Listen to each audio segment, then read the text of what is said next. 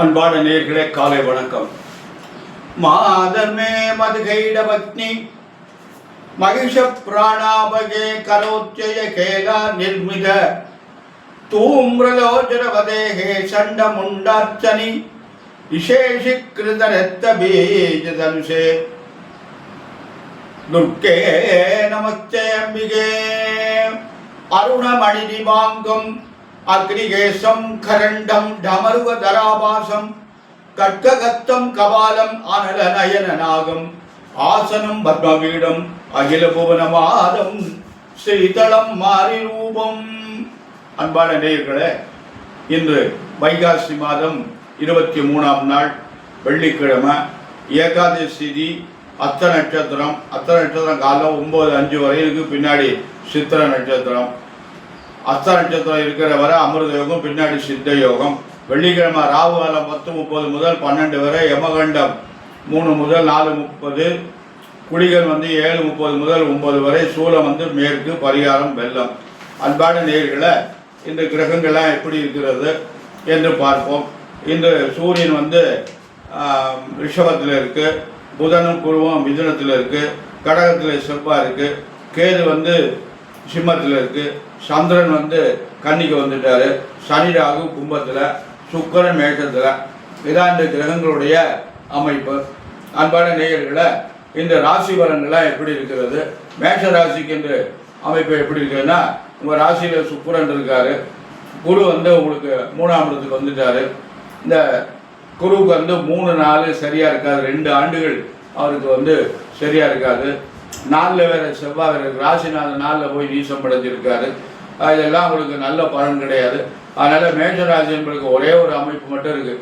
என்னன்னு கேட்டிங்கன்னா, சனி ராகு 10ஆம் இடத்துல இருக்காரு, அது 11ஆம் இடத்துல இருக்காரு, அது ஒரு பெரிய சிறப்பு. அடுத்தபடியாக குரு 9ஆம் இடத்தை பார்க்குறாரு. இது ரெண்டும் ஒரு நல்ல அருமையான அமைப்பு. சிரமங்களுக்கு இடையில நல்லதெல்லாம் நடக்கும். அன்பான மேஷராசி என்பவர்களை பார்த்து கவனமாக ஜாக்கிரதையாக நடந்து கொள்ளுங்கள். அன்பான ரிஷபராசி என்பவர்களை உங்களுக்கு அருமையான நாள். இந்த உங்களுக்கு குரு பகவான் 2ஆம் இடத்துல வந்திருக்காரு, அது ஒரு நல்ல அமைப்பு. குடும்ப சார்ந்தில் வந்திருக்கிறாரு. உங்கள் ராசிநாதன் உங்களுக்கு ராசிக்கு 12ஆம் இடத்துல இருக்காரு. இந்த உங்களுக்கு குரு நல்ல இடத்துல இருக்காரு. சனி பகவான் 10ஆம் இடத்துல தொழில் சாணத்தில் சனி ராகு இருக்கு. இது ரெண்டும் உங்களுக்கு அருமையான அமைப்பு, நல்ல முன்னேற்றம் இருக்கு, சிறப்பான அமைப்பு. உங்களுடைய எதிர்காலம் பிரமாதமாக இருக்கும் அப்படிங்கிற ஒரு அமைப்பு இருக்கு. அன்பான ரிஷபராசி என்பவர்களை கவனமாக நடந்து கொள்ளுங்கள், நல்லதே நடக்கும். அன்பான மிதுன ராசி என்பதில் உங்களுக்கு ஜென்மத்தில் குரு வந்திருக்காரு. ஜென்மத்தில் குரு வந்தால் பிரச்சனையெல்லாம் உண்டு பண்ணுவார். இடமாற்றங்களை கிடைக்கும். இடமாற்றம்னா என்னன்னு கேட்டிங்கன்னா, வெளிநாட்டில் இருந்தீங்கன்னா இங்கே வரலாம், இங்கே இருந்தால் வெளிநாட்டுக்கு போகலாம், பதவி மாற்றம் கிடைக்கும், சொந்த ஊர் பக்கம் மாற்றின்னு வரலாம். இப்படியெல்லாம் இந்த இடமாற்றம் என்பது ஒரு அமைப்பு இருக்குது. பிரச்சனைகள் ஏற்படுறதுக்கு வாய்ப்பு இருக்குது, பார்த்து கவனமாக நடந்து கொள்ளுங்கள். அன்பான கடகராசி என்பவர்களை உங்களுக்கு விரயங்கள் அதிகமாகும், தேவையில்லாத செலவுலாம் நிறைய நடக்கும். அதனால் பார்த்து கவனமாக ஜாக்கிரதையாக நடந்து கொள்ளுங்கள். அன்பான கடகராசி என்பவர்களை நல்ல விரயமாக பண்ணும்போது, இடம் வாங்குங்க, வீடு கட்டுங்க, திருமணம் செய்யுங்க. இந்த மாதிரி ஒரு நல்ல அமைப்புகளை செய்வது நலம். அன்பான சிம்மராசி என்பவர்களை உங்களுக்கு குருபான் 11ஆம் இடத்துக்கு வந்துட்டார், நல்ல அருமையான இடத்துல வந்திருக்காரு. மற்ற கிரகங்கள்லாம் உங்களுக்கு பலமாக இல்லை, பார்த்து ஜாக்கிரதையாக நடந்து கொள்ளுங்கள். மனைவியினுடைய உடல்நிலையில ரொம்ப கவனமாக இருக்கும், ஏன்னா 7 சனி ராகு இருக்குது. அன்பான சிம்மராசி என்பதில் ரொம்ப நல்ல நாள், நல்ல எல்லாம் நடக்கும். கன்னி ராசி என்பதில் உங்களுக்கு குரு பகவான் 10ஆம் இடத்துல இருக்காரு, 6 சனி ராகு இருக்குது. இருந்தாலும் குரு 10ல் இருக்கிறது நல்லது இல்லை, கெட்ட பேர் ஏற்படுற மாதிரி சூழ்நிலையெல்லாம் உருவாகும். பாருவோம், அனுபவத்தில் பாருங்க, நம்ம தினம் சொல்லிகிட்டே இருக்கோம். அதனால் அந்த மாதிரி சூழ்நிலையெல்லாம் உருவாகும் உங்களுக்கு. அதனால் அந்த மாதிரி சூழ்நிலையெல்லாம் எதிர்பார்த்துடாதீங்க, செஞ்சிடாதீங்க. தவறு இல்லாட்டாலும் கூட மேலதிகாரிட்ட பணிஞ்சு போங்க, மக்கள்கிட்ட அன்போடு நடந்து கொள்ளுங்கள், ஆதரவு கட்டும். அன்பான நேயர்களை, உங்களுக்கு 4ஆம் இடத்தை குரு பார்க்குறது, அது ஒரு வகையில் நல்லது. அன்பான துளாராசி என்பவர்களை உங்களுக்கு குருபான் 9ஆம் இடத்துல இருக்காரு. 9ஆம் இடத்துல குருபான் இருப்பது மிக சிறப்பு. அதனால் நல்லதெல்லாம் நடக்கும், நல்ல காரியங்கள். எந்த இடத்துல பாவம் இருந்தாலும் 9ஆம் இடத்துல குரு இருந்தால் அந்த ஜாதகருக்கு எந்த தோஷமும் கிடையாது. அன்பான விருச்சிக ராசி என்பதில் உங்களுக்கு குருபான் 8ஆம் இடத்துல இருக்கார், அஷ்டம குரு. இந்த அஷ்டம குரு என்ன பண்ணுவார்னா, எதையுமே செய்ய விட மாட்டார். புதுசாக எந்த முயற்சியும் பண்ணாதீங்க, முதலீடு செய்யாதீங்க, 1 வருஷத்துக்கு கவனமாக நடந்து கொள்ளுங்கள், அடுத்த ஆண்டு பார்த்துக்கலாம். அன்பான தனுசு ராசி என்பதில் உங்களுக்கு அமோகமான நாள், உங்களுக்கு நல்ல நிறைஞ்ச நாள். உங்களுக்கு எப்படின்னு கேட்டிங்கன்னா திருமணமாகும், குழந்தை ஏற்படும், வேலை கிடைக்கும், வெளிநாட்டுக்கு போகலாம், தொழில் துவங்கலாம், வீடு கட்டலாம். இதெல்லாம் அவங்கவுங்க தேவைக்கு தக்கபடி அவங்கவுங்க வயதுக்கு தக்கபடி என்னென்ன தேவையோ அது கூட இப்போ நடக்கிறதுக்கு வாய்ப்புகள் நல்லா இருக்குது. சனி பகவான் 3ல், ராகு பகவான் 3ல், இது ரெண்டும் உங்களுக்கு நல்ல பலன். அன்பான தனுசு ராசி என்பதில் உங்களுக்கு நல்லதெல்லாம் நடக்கும். அன்பான மகர ராசி என்பதில் உங்களுக்கு 7.5 சனியுடைய காலம் இருக்கிறது. சனி ராகு 2ஆம் இடத்துல இருக்காங்க. 7.5 சனி முடியும் நேரம். அது சில பேர் பாதை சனி, கழுத்து சனி இப்படிலாம் சொல்கிறாங்க. 7.5 சனி முடியும் நேரம், அதான் உண்மை. அதாவது உங்களுக்கு 7.5 சனி முடியும் நேரம்னா என்ன, 18 மாதம் இருக்குது. முடிய போகும்போது என்ன தேவை சிக்கலை உண்டு பண்ணிடுவார். அதனால் பார்த்து கவனமாக நடந்து கொள்ளுங்கள். குரு வேறு 6ல் இருக்குது. உடம்பு ஆரோக்கியத்தில் ரொம்ப கவனமாக இருக்கணும் நீங்கள். அதனால் ஏன்னா 6ஆம் இடத்துல குரு வரும்போது எதிர்ப்பும் கிடைக்கும், நோயும் கொடுக்கும். அதனால் ரெண்டுலையும் பார்த்து கவனமாக நடந்து கொள்ளுங்கள். அன்பான கும்பராசி என்பதில் உங்களுக்கு ஜென்மச்சனி நடந்து கொண்டு இருக்கிறது. உங்கள் ஜென்மத்தில் ராகு இருக்காங்க, குழப்பமான நிலை. இருப்பினும் குரு பகவான் 5ஆம் இடத்துல வந்திருக்காரு. அது உங்களுக்கு ஒரு நல்ல அமைப்பு. 5 கூட 5லே இருக்காரு, அதுவும் நல்லது. அன்பான மீன ராசி என்பவர்களை உங்களுக்கு குரு பகவான் 7.5 சனி இருக்கிறது. குரு பகவான் 4ஆம் இடத்துல இருக்கார். இன்னும் ஒரு வருஷத்துக்கு 4ல் இருப்பார். அடுத்த வருஷம் நல்லா இருக்கும். அன்பான மீன ராசி என்பதில் உங்களுக்கு தொழில் ஸ்தானம் பிரமாதமாக இருக்குது. உங்களுக்கு கடவுள் புண்ணியத்தில் தொழில் நன்றாக வரும். மீனராசி என்பவர்கள் பார்த்து ஜாக்கிரதையாக நடந்து கொள்ளுங்கள். ஏன்னா 7.5 இருக்கிறது. முதல் சுற்று, 2வது சுற்று, 3வது சுற்றெல்லாம் வரும். அதனால் நிறைந்த ஆயுத உடையவங்களுக்கு 3வது சுற்று ஒன்றும் பண்ணிடாது. அப்படிலாம் சில கணக்கெல்லாம் இருக்குது. அன்பான மகர ராசி, மீனராசி, கும்பராசி என்பவர்களை நாம் என்ன பண்ணு கேட்டிங்களா, ரொம்ப கவனமாக ஜாக்கிரதையாக நடந்து கொள்ளுங்கள். ஏன்னா அவங்க இந்த 3 ராசிக்கு 7.5 சனியுடைய தாக்கம் அதிகமாக இருக்கிறது. அதனால் ரொம்ப சில பேர் சொல்கிறாங்க சொந்த வீட்டுக்கு கெடுதல் பண்ண மாட்டாங்க அப்படின்னு.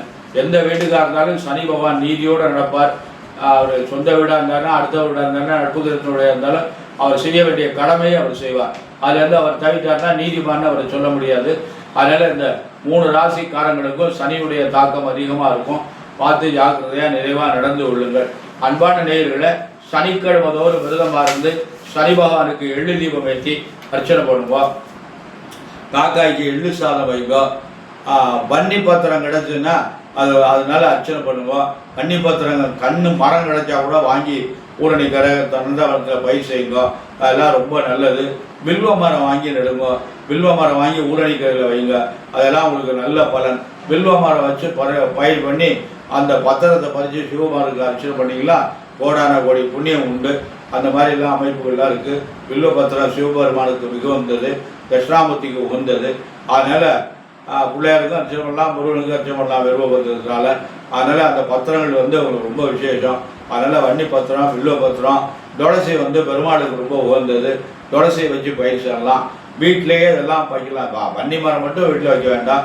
வில்வ மரம் வீட்டில் வைக்கலாம், துளசி வீட்டில் வைக்கலாம். துளசியில் கருந்துளசி, செந்துளசி, சாதாரண பச்சை துளசி, கருந்துளசி பூஜைக்கு உகந்தது. கருந்துளசி தீர்த்தம் சுகத்தை தரும், சுத்தத்தை தரும். துளசி தீர்த்தமே உடம்புக்கு சுகத்தை தரும். காலையில் தினம் கொஞ்சம் துளசியை ஊற போட்டு அந்த தண்ணியை குடித்தோம்னாலே உடம்புக்கு நல்லது, சளி இருக்காது அப்படிங்கிறாங்க. இப்போ லேசாக சளி குடித்தோம்னா ஆஸ்பத்திரிக்கு தான் போகிறோம். துளசி முறிச்சு விட்டு குடித்தோம்னா அந்த சளியெல்லாம் ஓடியே போயிடும். ஆடாதோட, தூதுவளை, துளசி இதெல்லாம் டெய்லி சாப்பிட்டு வந்தோம்னா சளியே பிடிக்காது. இப்படிலாம் ஆனால் மக்கள் எல்லாம் செய்கிறதில்ல. அன்பான நேயர்களை நாம் இறை வழிபாடு, அதாவது உணவே மருந்து அப்படின்னு ஒரு கணக்கு இருக்குது. அந்த உணவு மருந்தை நம்ம சாப்பிட்டு வந்தோம்னா நமக்கு நோயுடைய தாக்கம் அதிகமாக இருக்காது. இதில் ஒரு கருத்து இருக்குது. இந்த நாளைக்கு சொல்கிறேன் வரமா. உங்களுக்கு பொதுவாக இந்த உடம்புல ஒவ்வொரு 2 மணி நேரமும் ஒரு பகுதியை இயக்கக்கூடிய நேரம் அப்படின்னு சொல்கிறாங்க. 3 to 5 அருமையான நேரம். இந்த காலை கடன்களை முடிக்கக்கூடிய நேரம் 3 to 5.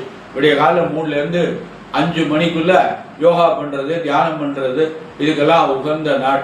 காலை கடன்களை கழிச்சிட்டோம்னா மலச்சிக்கலே வராது. தினசரி காலையில் எழுந்திருந்து அந்த வெளியில் போகிறதுன்னு ஒரு பழக்கத்தை வச்சுட்டோம்னா அது ரொம்ப நல்லது. 5 மணிக்குள்ளே நம்ம எழுந்திருந்துடணும். 7 மணி வரையெல்லாம் தூங்கக்கூடாது. சில பேர் ரொம்ப பேர் 7 மணி வரையும் தூங்குறாங்க.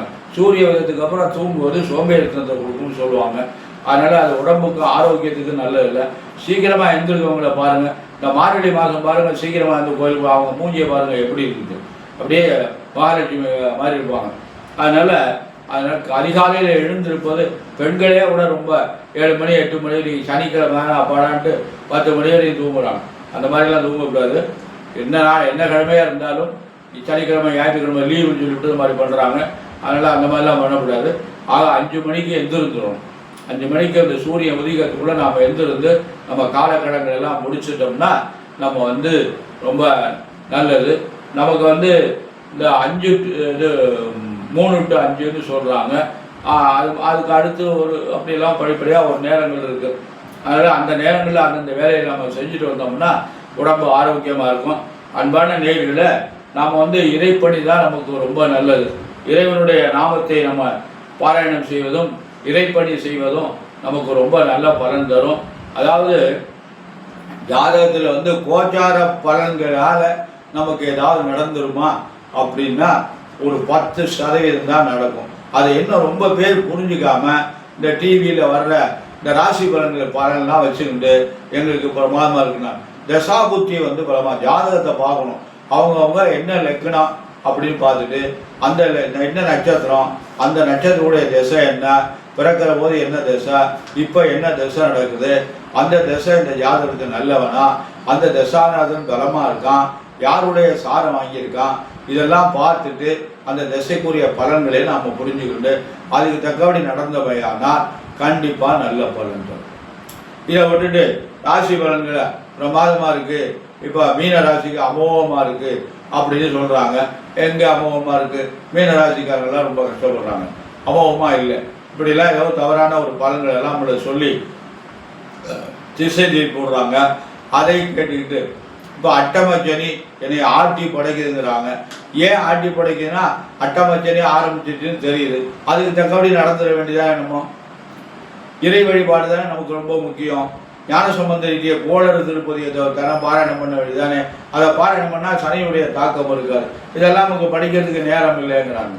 செல்லை பார்ப்பதற்கு நமக்கு நேரம் இருக்குது. எப்போ பார்த்தாலும் செல்லில் போய் உள்ள அது ஆய்வு பண்ணுறதுக்கு தான் நேரம் இருக்கிறத விட இறை வழிபாடு செய்வதற்கு நமக்கு நேரம் இல்லை. இதெல்லாம் குழந்தைகளுக்கு சொல்லிக் கொடுப்போம். ஒரு நல்ல இறை பக்தியில் வர சொல்லுவோம். ஒவ்வொரு குழந்தைகள்லாம் எப்படியோ இருக்காங்க. பிரமாதமாக இந்த டிவிலெல்லாம் பார்த்தீங்கன்னா ஒவ்வொரு குழந்தைகள்லாம் பிரமாதமாக பாடுறாங்க. அவங்க பெற்றோர்கள் என்ன புண்ணியம் செஞ்சாலும் தெரியல. ஆமாம், ஒரு குழந்தை வயலின் வாசிக்கிறாங்க. அந்த வயலின் அந்த வயசில் அந்த பிரமாதமான வாத்தியங்கள் வாசிக்கிறாங்க. எல்லா நாட்டுக்கும் போயிட்டு வர்றாங்க. ஒரு பெண் தவறு வாசிக்கிறா. அவருக்கு 15 வயசுக்குள்ளே தான் இருக்கும். பிரமாதமாக வாசிக்கிறா. நான் உலக நாடெல்லாம் போயிட்டு வந்திருக்கேன் அப்படின்னு சொல்கிறா. அதெல்லாம் எவ்வளோ பெரிய பாராட்டுக்குரிய விஷயம் பாருங்கள். அந்த குழந்தைகளுக்கு அந்த கலைஞானம் இறைவன் இயற்கையிலேயே அவனுக்கு அமைச்சு கொடுத்துருக்கான். அந்த ஜாதகம் அவளுக்கு பிரமாதமான ஜாதகம். நல்ல இசையில் கலையில் பிரமாதமாக அவங்க இருக்கணும் அப்படின்னு சொல்லி அவங்களுடைய ஜாதகம் பிரமாதமாக இருக்குது. தொழிற்சாலம் பிரமாதமாக இருக்கணும், தொழிற்சாலத்தில் சுக்கிரன் இருக்கணும். அப்படி தான் அந்த கலைக்கெல்லாம் அமைப்பு. அந்த மாதிரிலாம் ஒரு நாளில் கேது இருந்தாலே மெமரி பவர் உண்டு அவங்களுக்கு. அந்த மாதிரிலாம் இருக்குது. அதனால் ஜாதகத்தினுடைய அமைப்பு தான் அவங்களுக்கெல்லாம் நல்லது செய்யும். அன்பான நேயர்களை ஜாதகத்தை பாருங்க, நன்றாக ஜாதகத்தை ஒரு நல்ல ஜோடரை பாருங்க. நிறைய பேர் தவறான கணக்கை புரிஞ்சுக்கிட்டு தவறாக பண்ணுறாங்க. காலகாலத்தில் கல்யாணம் பண்ணாமல் காலத்தை கடந்துட்டு அப்புறம் கல்யாணம் நடக்கலை வைக்கல அப்படிங்கிறாங்க. அதுக்கெல்லாம் என்னன்னு தெரியல. 36 வயசில் பையங்கள்லாம் இருக்காங்க. 36 வயசில் பையங்க இருக்காங்கன்னா அவங்க கல்யாணமே நடக்க மாட்டேங்குது. பிராமண வீட்டுக்குள்ளெல்லாம் சந்தியாவந்தனம் பண்ண மாட்டேங்குது, ஆச்சாரமாக இருக்க மாட்டேங்கிறாங்க. எப்போ பார்த்தாலும் அரக்கால் சட்டையோடு தர்றாங்க, வேஷ்டியே கட்டிக்க மாட்டேங்கிறாங்க. கோவிலுக்கு போகிறது கொஞ்சம் போகிறாங்க. இப்போ டவுனில் உள்ளவங்களாம் கோவிலுக்கு போகிறாங்க. ஆனால் கொஞ்சம் ஆச்சாரப்படி முகப்படி காய்த்திய மந்திர ஜபம் பண்ணால் எல்லா தோஷமும் நிவர்த்தி ஆகிடும். அன்பான நேர்களை நாம் செய்ய வேண்டிய கடமைகளை விட்டு தவறான பாதையில் நாம் போகின்ற பொழுது ஒன்று குறிக்கோள் சம்பாதிக்கணும். அதுக்கு இப்போ இந்த ஐடி கம்பெனி தான் இப்போ முக்கியமாக இருக்குது. எங்கே வேலை பார்க்குறாங்க? ஐடி கம்பெனியில் வேலை பார்க்குறாங்களா, 1 லட்ச ரூபா சம்பளம் வாங்குறாங்க, பொண்ணு தரேங்கிறாங்க, பொண்ணு ஐடி கம்பெனியில் வேலை பார்க்குறேங்கிறாங்க. இப்படியெல்லாம் அதாவது பொருளாதாரம் தான் இப்போ பிரதமமாக இருக்கிறத தவிர மனிதனுடைய பண்பாடு இறை வழிபாடு இதெல்லாம் கொஞ்சம் கம்மியாக இருக்கிறது. அன்பான நிலையில் இறை வழிபாடு செய்வோம். நமக்கு எல்லா நலன்களும் பெற்று நம்முடைய குழந்தைகளும் நாமும் பல்லாண்டு வாழணும், நோய் நொடி இல்லாமல் வாழணும், குழந்தைகளுக்கு நல்ல வாழ்க்கை அமையணும், குழந்தை செல்வங்க இருக்கணும், அவங்களுக்கு அவங்க கஷ்டப்படக்கூடாது, நிறைந்து வாழணும். என்பதற்காக எல்லாம் வல்ல எம்பெருமான் சர்வேஸ்வரனையும் வள்ளல் பெருமான் வள்ளியில் மணாளன் முருகப் பெருமானையும் பிரார்த்தனை செய்து நிறைவு செய்கிற. நன்றி, வணக்கம்.